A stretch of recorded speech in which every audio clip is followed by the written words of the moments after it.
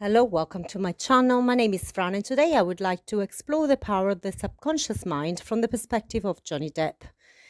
As you might be aware, he's just won his very public defamation trial against his ex-wife.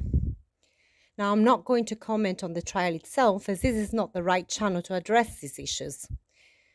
But what I'm going to talk about in this podcast is the link between his upbringing, his childhood, and hence his subconscious blueprint and experiences in his adult life. As I was listening to his testimony, it was so obvious how his childhood had forged him as a man growing up, his relationships, his addictions, his fatherhood, and even his career. Obviously, it is always easier to spot the patterns between the subconscious mind and quote-unquote fortuitous events that happen in someone else's life than in our own. We're usually too close to our own experience to spot the patterns, the links between your childhood and your adult life. Moreover, we are all a bit too proud to admit that our choices are not the result of conscious deliberation, but rather of primitive subconscious drives. No one wants to believe that their behavior is still dictated 95% or so of the time by a subconscious programming that was, for the most part, absorbed passively in childhood.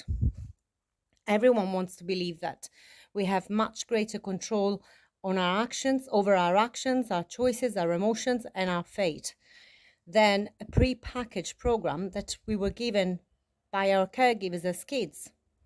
Yet, when we look at Johnny Depp's life under the microscope, when we listen to him recount of his relationship with his parents, when we hear the abuse that he suffered, which a child doesn't have the tools to deal with, it's much easier as an external observer to join the dots and see the image that emerges.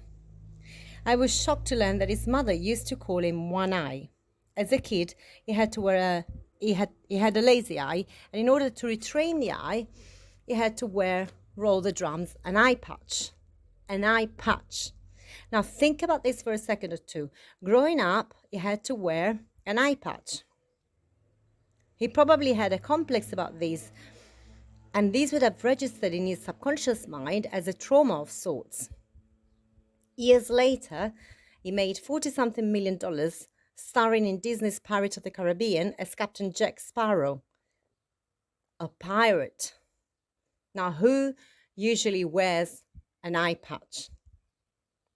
Okay, so now do you think he consciously went after that role because of the eye patch? Of course not. He might never have even connected the two. Yet, as you look at his life from the outside, it's strikingly clear that our subconscious mind gets programmed or marked or scarred even by strong emotional events in our childhood. From his personal experience, it might have felt like chance, luck, or like a coincidence that he went after that one role. And the fact that the character was so successful and so believable would have felt like the result of hard work and dedication. And surely all of these factors would have come into play. But at the core, there was that subconscious program from childhood. His beautifully creative mind had managed to turn One Eye into Jack Sparrow. He turned his monsters into heroes. His characters were a way to bring to life and exercise his childhood fears, complexes, and pain. By the same token, his relationship with his ex-wife was an almost exact mirror of the one he had with his mother as a kid. And even more poignantly, the relationship that his father had with his wife, or Johnny Depp's mother. Again, we tend to think that our relationships are the result of conscious choices and or chance, but this cannot be further from the truth. We choose below the level of conscious awareness. We don't choose our partners consciously. That's why we call it, quote unquote, falling in love. This is why our logical brain cannot fathom why we fall for certain individuals and not others, why we tend to repeat the same patterns in every relationship in spite of us consciously trying to change.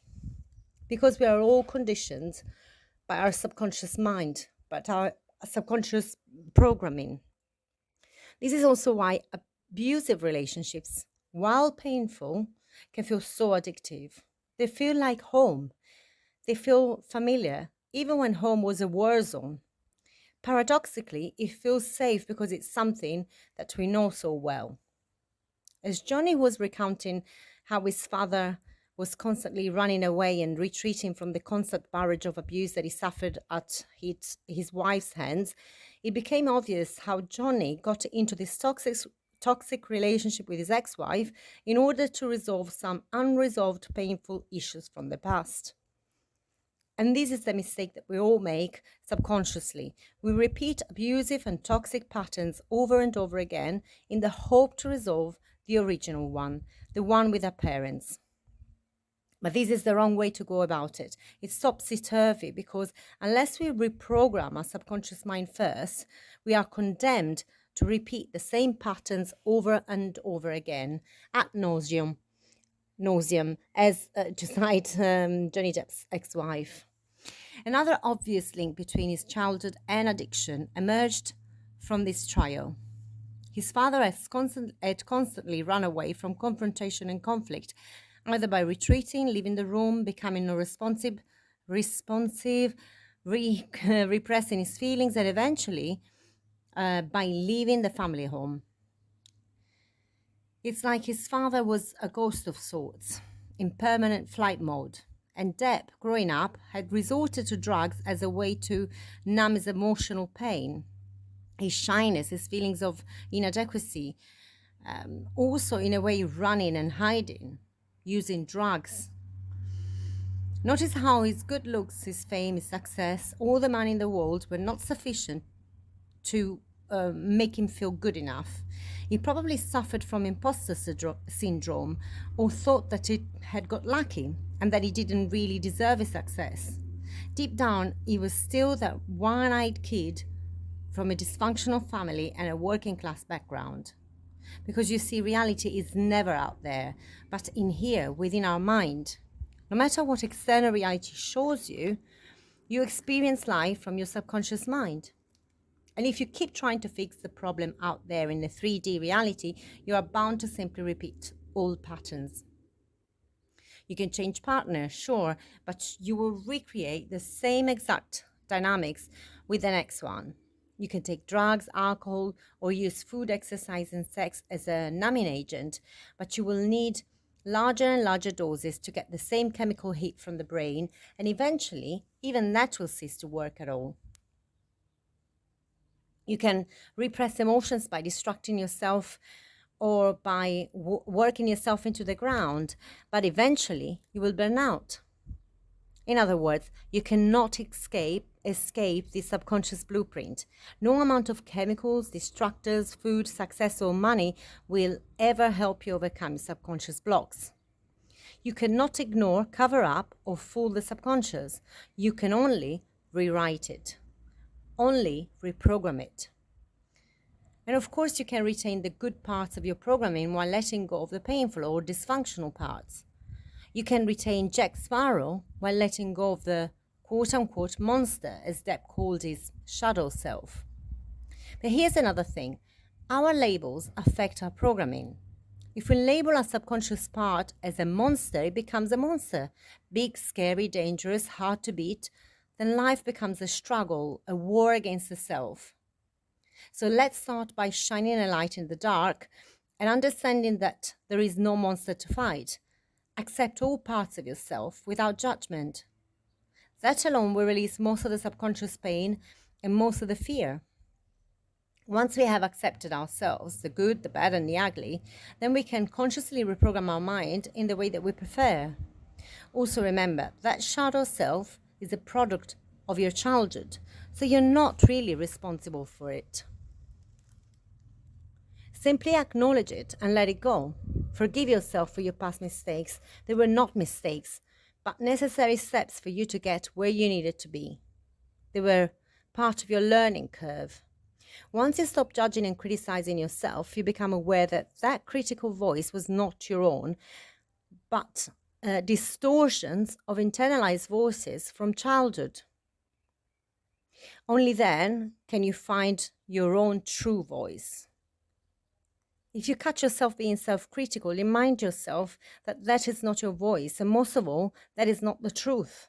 And although it's a lot easier to spot the correlations between Depp's childhood programming and his adult life and experiences than it is to spot the links in our own life, I can assure you, your life is for the most part determined by your subconscious blueprint and by your core beliefs as established in childhood.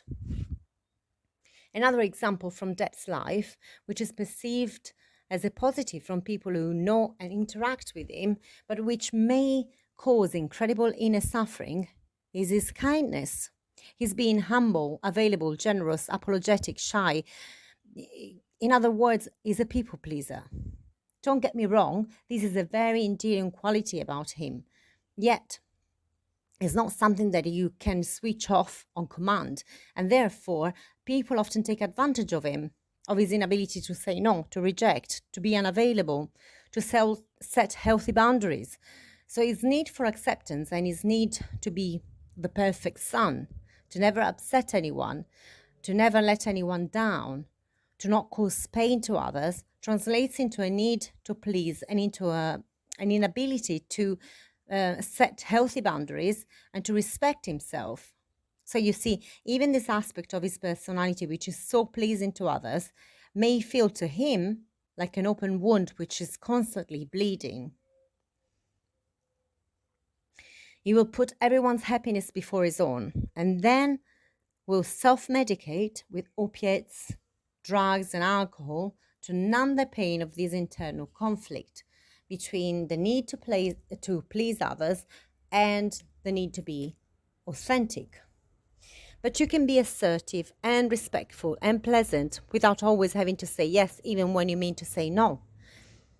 You see, his colleagues tell a story of how, when promoting a movie, he would stand in the rain for 4 hours after a 12-hour work day in order to sign every single autograph that he was asked for.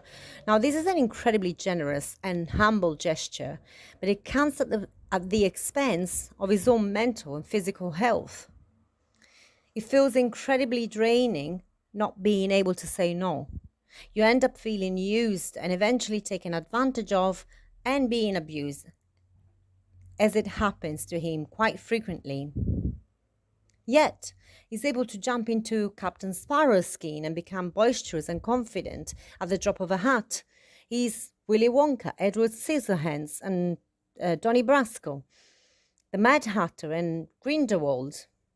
Just like that, he's able to drop his introverted, awkward, stammering self and become this other character. And the reason that he's so unbelievably good at what he does is that he's not really acting. He's really becoming that character for however long it takes to shoot the film. As with everything else in his life, he gives his all to his trade. He doesn't simply learn the lines by heart.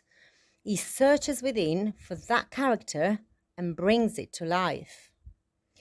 All his characters retain a certain adeptness in them, and yet none of them resemble each other or resemble the other. Depp and his characters become merged, and they truly live within his conscience for a time. You see, acting allows him to suspend his own subconscious blueprint for a little while in between roles, he returns to his main character, himself. What I'm trying to point out here is that reprogramming our subconscious mind is a little bit like method acting. And I don't mean faking it. I mean entering the skin of a new character. This time, the script is not handed to us by our caregivers. We are the script writers, the authors, and the actors in this movie that we call life. But for our new script and persona to be credible and effective, we also need to believe in the character. We need to be able to forget our former self and embody this new role with complete surrender. This is how you reprogram your subconscious mind. You write a new script and you embody the character day after day after day until eventually you will merge into one and the same person. Ask yourself, if you were your ideal self, how would you envision the movie of your life? Then, as you start impersonating the character, the movie will reveal itself. And there are no better words to end this podcast than with the Grindelwald speech in Fantastic Beasts. I hope I do it justice. So here it comes. My sisters, my brothers, the great gift of your applause is not for me. No, it's for yourselves. You came here today because of a craving and the knowledge that the old ways serve us no longer. You came because you crave something new, something different. It is said that I hate the non-magique, the muggle, the no-mage, they can't spells. I do not hate them. I do not, for I do not fight out of hatred. I believe that the muggles are not lesser but other, not worthless but of other value, not disposable but of different disposition. Magic blooms only in rare souls. It is granted to those who live for higher things. Oh, and what a world we could make for all humanity, we who live for truth, for freedom, and for love. Now remember, you are both the wizard and the non-magique. They can and they can't spells. You don't need to reject or hate your old self in order to access your new self. Your old self got you this far. It wasn't worthless. But for magic to bloom in your life, you need to let go of the no-mage, of your former self, and embrace your higher self. Self-hatred will only create resistance, and what you resist persists. Like Grindelwald, you don't need to fight out of hatred, but simply embrace your new self, your higher self. This is where the magic happens. By letting go of the muggle, of the no-mage, and embracing your inner wizard. Thank you for listening. Have a magical life.